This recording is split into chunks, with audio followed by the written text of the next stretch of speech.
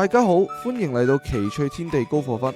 喺影片開始之前，希望大家都可以 like、comment、share 同埋 subscribe 呢個 channel，記得撳埋個啷啷，咁就唔會錯過我哋最新嘅影片啦。大家好啊，咁今集呢又係呢一個嘅段位知道系列啦。我哋而家喺呢個二段度，咁呢盤我哋白棋啦。咁啊，正如我上一條片講過呢，我哋會個嘅一間低甲啦，係咪？好啦，咁啊3連星咧，咁啊當然我哋就掛角啦。呢個壓嘅話，我哋就翻起身。咁佢呢一個虎嘅話，我哋當然要打咗呢下佢啦。係比較長合一啲嘅行法。我哋可以選擇立一個，立一個嘅時候佢擋住嘅話，我覺得就呢個時候應該就可以接。好啦，咁我呢度可以打到一下咧，我就非常開心啦。好啦，咁啊呢度嚟講，我哋可以再掛一隻角啦，呢個棋。咁啊又行同一個招法啦，我就又係打一個啦，呢個棋。又係行啦，咁正路佢應該要斷呢個位嘅。咁我又行多次呢個棋啦，感覺上係幾爽噶，係啦，呢個感覺上係，起碼呢隻棋我覺得佢應該發揮唔到太大作用。呢個時候我哋可以就上邊咧守個角啦，呢個棋。佢分頭嘅話咧，我哋就逼一個呢邊啦，呢隻角。佢拆二嘅話，呢個棋我哋可以尖喺度，逼住佢呢個棋。好啦，咁佢反過嚟要係掛我哋，咁我哋可以，我又夾擊一個啦，呢個棋。睇下可唔可以前到佢呢兩塊棋啦。好啦，咁佢跳出嚟，咁我哋就嘗試到飛一步先。可唔可以呢兩塊棋啦？好，咁佢飛一個嘅話就呢個棋好似打一個啦，呢個棋為到攻擊呢塊棋做，再係我呢度可以蹬一個啦，呢個棋蹬住佢。佢嘅話我哋就擋，佢活都唔係唔俾佢嘅，可以俾佢活。我哋見到呢邊都可以圍得好啊，呢個棋諗一諗先，呢個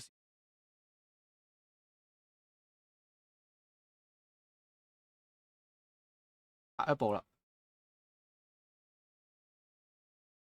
睇下佢會點行先。好啦，咁佢圍喺依個位置度，話我哋可以試下對圍 OK， 咁個對圍我都幾大喎呢。好啦，咁佢又唔肯對圍啦，到侵擾我哋，咁就呢個棋有冇機會可以？都唔係咁容易啊，感覺喺呢個位就好啦，求其第一步先間緊逼。好啦，咁跳一個嘅話，我哋要飛一個先，繼續係我可以前攻擊啦。就靠一個反一個先，反轉繼上要就喺呢個棋接我哋呢度就翻住補翻住先。好啦，咁打就長啦。因為我哋個基本盤咧係喺呢度嘅，咁所以就算呢度我殺唔到佢都好咧，我都係真係好慘。不過我哋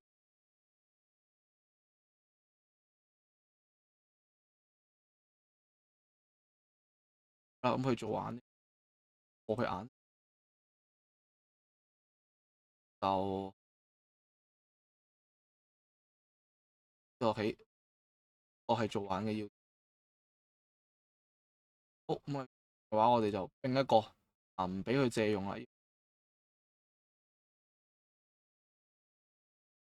翻嘅話咧，呢邊我哋考慮跳一個先。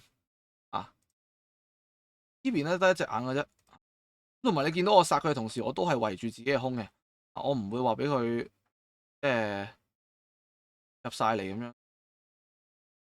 我哋呢個位其實話要計清要殺佢都唔係咁樣。頂住先呢個棋，我哋就補翻住啦呢度。我哋有基本盤喺度，衝啊當然要頂住啦，呢個棋咧就不過係冇乜用嘅，一打呢個位都係咪一走都走唔到嘅話就比較危險啦。咁佢靠一個咁啊呢部棋呢個棋啊，咁啊幫佢瞄住呢個地方係去到幫我哋嘅，哇係好似機會活，但唔緊要嘅呢個棋，就算活到都係我哋好嘅呢個棋，呢個地方係唔係咁好殺佢啊呢個棋。我呢度有冇機會威脅佢上邊嗰塊咧？一個先一場，一定要呢步嘅話咧，我揀殺佢就過分啦變咗。好咁都幾好啊，佢呢個棋行得啊咁啊，但我呢個時候考一個先，好啦佢都唔諗啊。我透過攻擊咧，你見到我冇付出一個極大嘅代價啦。但我透過攻擊咧，就令到周圍嘅棋子都係啲問題。好咁，呢個擋翻住先，擋翻住佢先。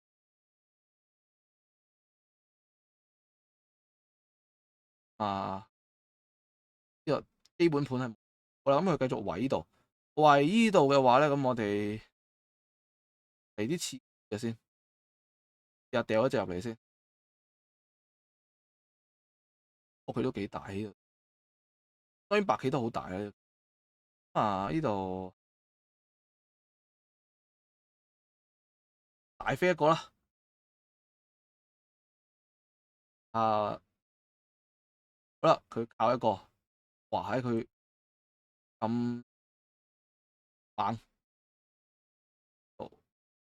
其實咧就救翻其中一半咧，我覺得就可以。我先啦呢度，佢爬呢個棋，我哋就再長啦，再長都 OK 嘅。我再長嘅話，我哋呢度可能需要中斷佢啦，由佢啦嘅話，我呢度可以多步先。呢個時候一個啦，呢個地方救翻呢塊棋啦。咁呢度要小心啊，要補翻住個補啦。咁你見到啊，雖然咧呢度死咗度啦，咁但我將佢外邊呢度棋肯定但係佢呢部尖都犀利啊！我呢度係如果擋住就唔得啦，呢個唯有忍讓一下啦。呢個棋我呢度收穫都夠噶啦，應該打我哋就呢兩隻我哋可以俾佢嘅，度圍翻住就 OK 啦。因為你見到個大本營咧就喺呢度，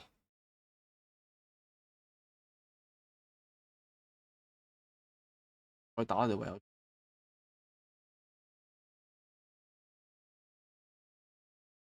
打呢個，打呢個咧我哋都唔走得噶啦，呢個棋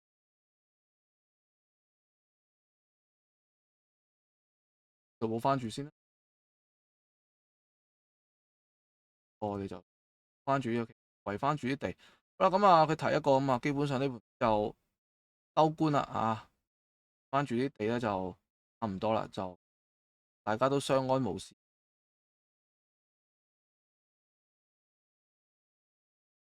單咁收咗佢啦。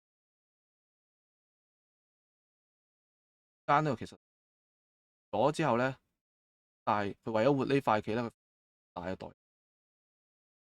擊嘅方法一定要殺晒佢條路，殺到咧呢度入晒嚟嘅，兜一圈，跟住呢度最尾發覺殺唔到啦，咁你就係乜都冇啦，得不償失啦。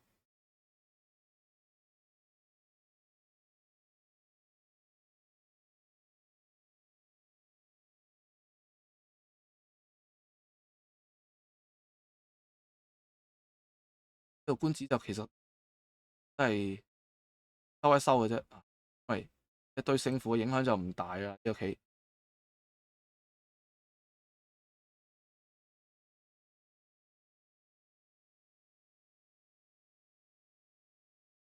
肯定應該係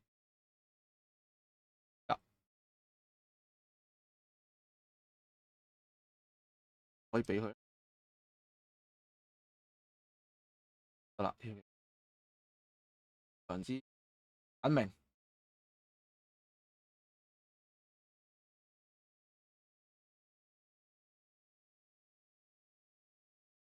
大家可以啱目啦，呢個棋大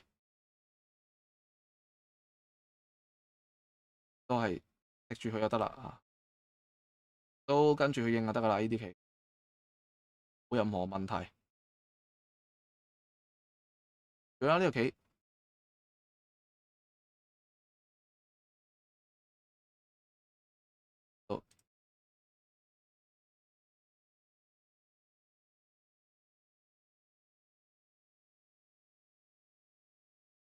單官收埋呢個官啦，就啊